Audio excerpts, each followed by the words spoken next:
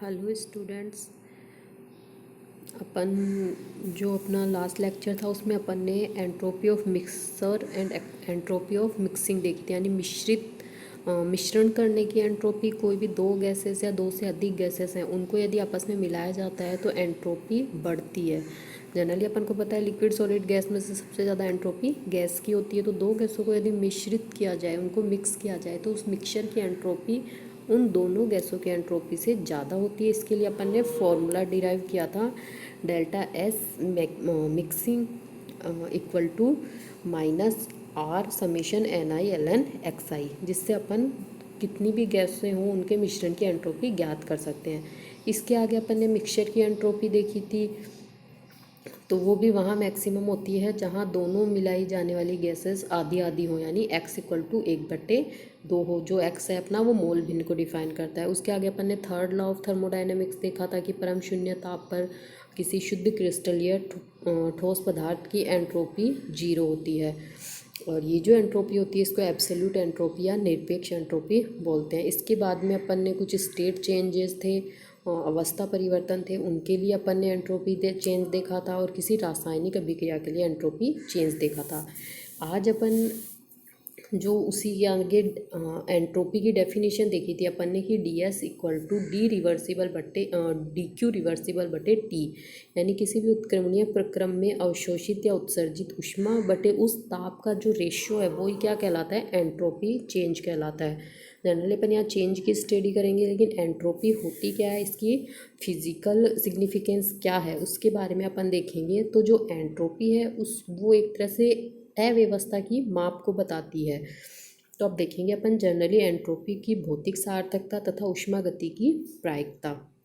ऊष्मागति की प्रायिकता क्या होती है कि कोई भी तंत्र है वो कितनी ऊष्मागतिक अवस्थाओं में रह सकता है, वो उसकी ऊष्मागतिक प्रायिकता या थर्मोडायनेमिक प्रोबेबिलिटी कहलाती है।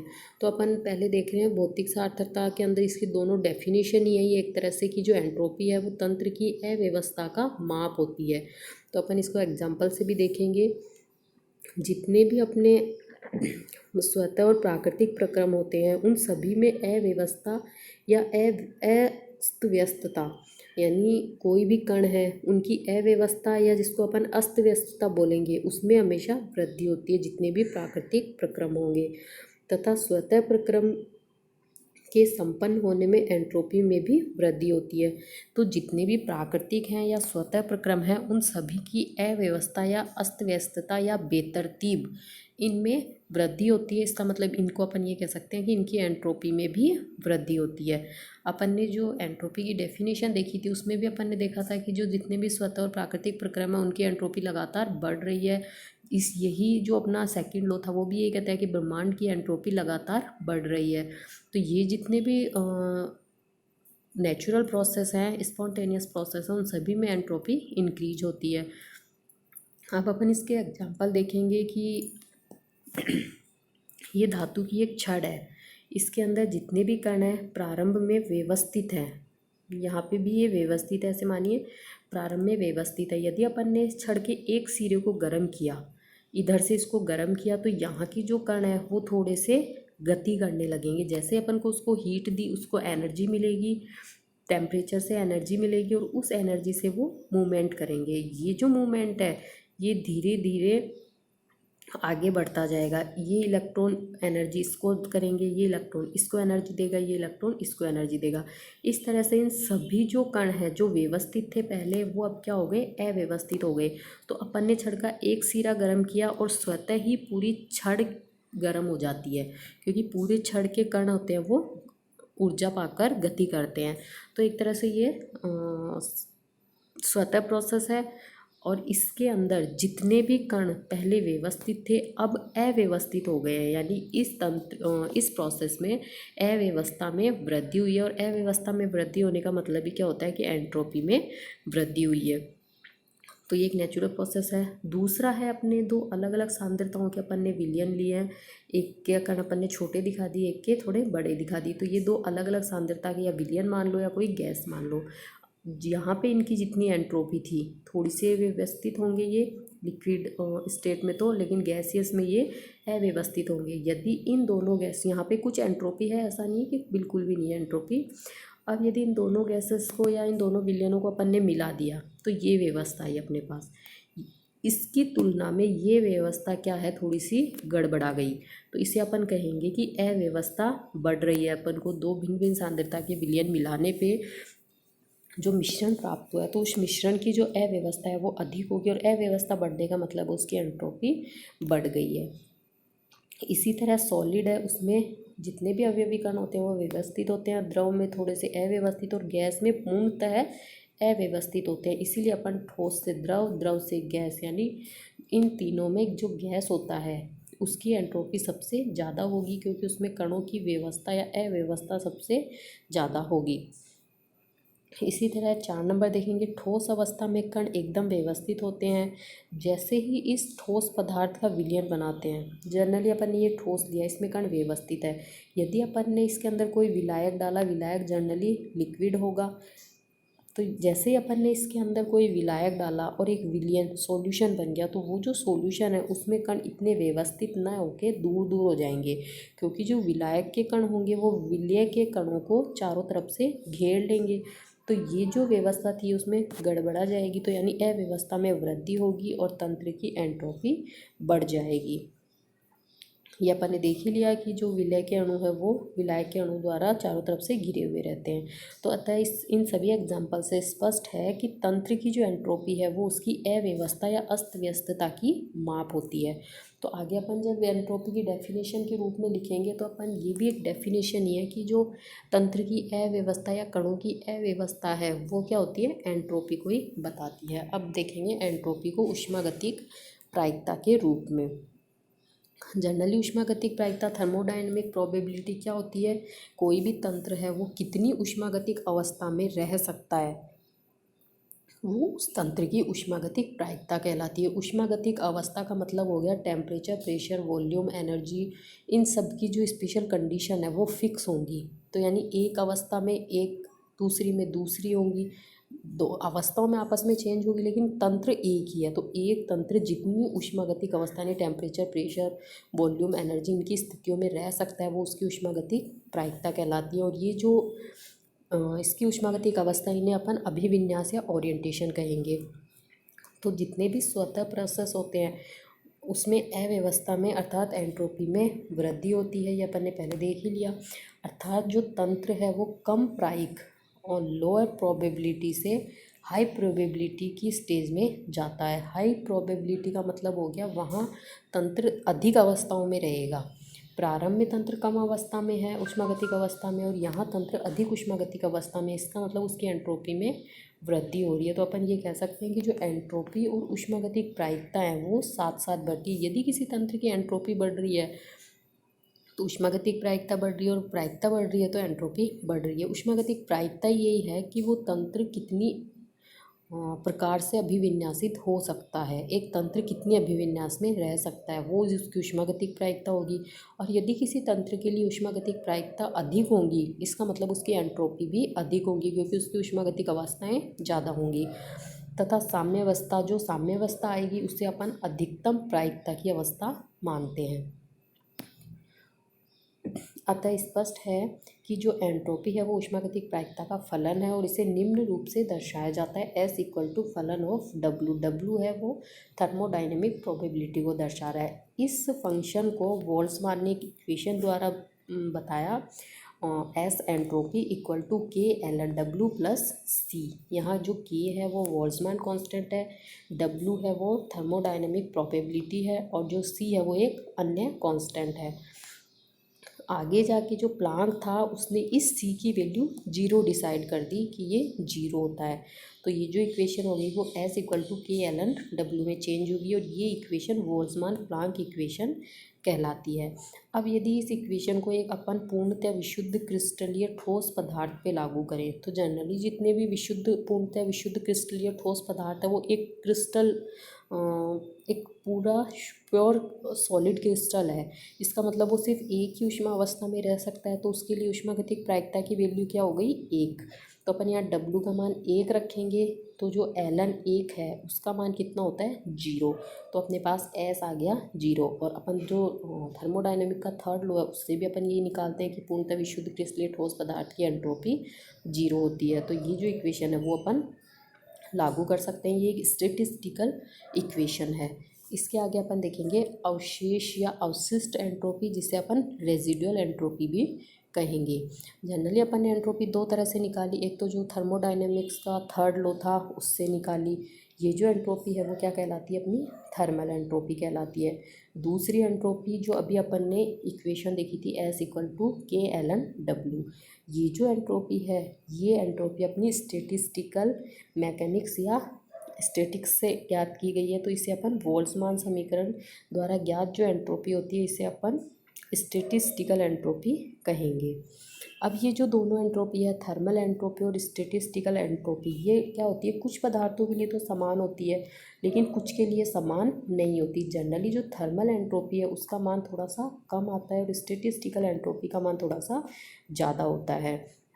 तो ये जो कैलकुलेटेड और प्रैक्टिकल जो वैल्यू में अंतर है, यानी जो इस इक्वेशन से कैलकुलेट किया और जो थर्मल एंट्रोपी अपन ने प्रैक्टिकली ज्ञात की, इन दोनों में जो अंतर है वो अंतर ये बताता है कि जो थर्मल एंट्रोपी के अंदर अपन ने पूर्णतः ठोस पदार्थ माना था क्रिस्टल को, उसमें ये माना था कि उसकी एंट्रोपी परम शून्य ताप पर शून्य होती है, लेकिन वास्तव में ऐसा नहीं है कि परम शून्य ताप पर भी पूर्ण क्रिस्टलीय ठोस पदार्थ की एंट्रोपी शून्य न होकर उससे कुछ अधिक होती है। इसका मतलब पदार्थ है वो वहाँ पूर्ण क्रिस्टलीय अवस्था में नहीं होता, और ये जो एंट्रोपी एक्स्ट्रा होगी यही क्या कहलाती है, उसकी अवशेष या अवशिष्ट एंट्रोपी कहलाती है। इसका मतलब जो थर्मल एंट्रोपी तथा स्टैटिस्टिकल एंट्रोपी में डिफरेंस है वो ये बताता है कि परम शून्य ताप पर क्रिस्टल पूर्णतः ठोस अवस्था में नहीं रहे, मतलब ठोस अवस्था में उसमें कुछ न कुछ अव्यवस्था जरूर होती है, पूर्णतः व्यवस्थित नहीं होता। अपन बोलते तो ये स्टेटमेंट कि पूर्णतः क्रिस्टलीय ठोस पदार्थ, लेकिन वास्तव में 0 केल्विन टेम्परेचर पर क्रिस्टल पूर्णतः व्यवस्थित नहीं होता, उसमें कुछ अव्यवस्था होती है जिसके कारण कुछ एंट्रोपी होती है जो 0 से कुछ अधिक होगी। यही उसकी रेजिडुअल एंट्रोपी कहलाती है। जैसे H2, D2, CO, NO, N2O, H2O, क्रिस्टलीय बर्फ, ये इसके एग्जाम्पल होते हैं जिनमें कुछ रेजिडुअल एंट्रोपी पाई जाती है।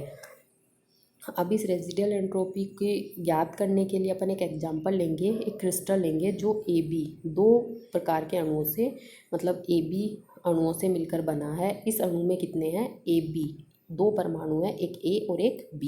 तो जो क्रिस्टल है वो AB प्रकार के अणुओं से मिलकर बना है, और इस क्रिस्टल में जो AB अणु है वो अलग अलग रूप से अभिविन्यासित हो सकते हैं। AB इस रूप से भी हो सकते हैं, AB BA इस रूप में भी हो सकते हैं, AB इस रूप में, यानी ऐसे अनेक अभिविन्यास हो सकते हैं। और इन सभी अभिविन्यासों में जो ऊर्जा है वो ऊर्जा अंतर बहुत ही कम होगा। सिर्फ इनमें थोड़ा सा ही अंतर होगा ऊर्जा का, और इतना कम होगा कि अपन इनको डिफाइन भी नहीं कर पाएंगे। तो जो क्रिस्टल है वो AB अणु से मिलकर बना, और AB अभिविन्यासित हो सकते हैं डिफरेंट ओरिएंटेशन में, इस जिनमें ऊर्जा अंतर बहुत कम होगा। अब अपन ने देखा कि क्रिस्टल AB अणु से बना है। मान लो क्रिस्टल के अंदर AB प्रकार के कैपिटल N अणु है, ठीक है, क्रिस्टल में कैपिटल N अणु है, और एक अणु में दो परमाणु है। इसका मतलब वो दो रूप से अभिविन्यासित हो सकता है, या तो ये AB की फॉर्म में हो या फिर ये BA की फॉर्म में हो। तो N अणु दो अभिविन्यास में व्यवस्थित हो सकते हैं। तो अपन मानेंगे इसकी प्रायिकता कितनी हो गई, 2 की पावर N। ये W की वैल्यू अपन जो अपना बोल्ट्जमान इक्वेशन थी उसमें पुट करेंगे तो अपने पास आ जाएगा K/Ln 2 की पावर N।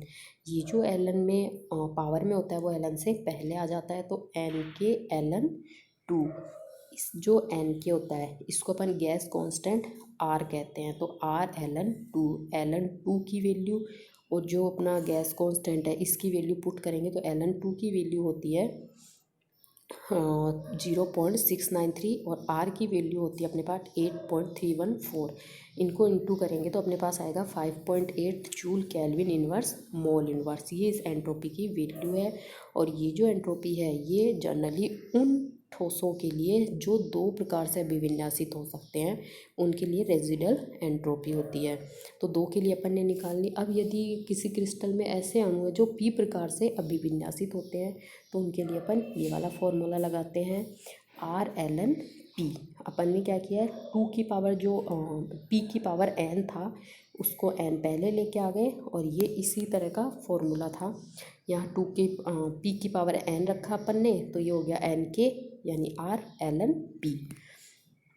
एग्जाम्पल लेंगे अपन FClO3। ये जो अणु है 4 प्रकार से अभिविन्यासित हो सकता है। तो अपन P की जगह 4 वैल्यू पुट करेंगे तो अपने पास एंट्रोपी की ये वैल्यू आ जाएगी। जबकि जो इसकी प्रैक्टिकल वैल्यू है वो ये आती है जो लगभग समान है। फिर आता है जो अपन ने निरपेक्ष एंट्रोपी एब्सोल्यूट एंट्रोपी देखी है, उसकी ऊष्माधारिताओं के आंकड़ों का निर्धारण अपन कैसे करेंगे।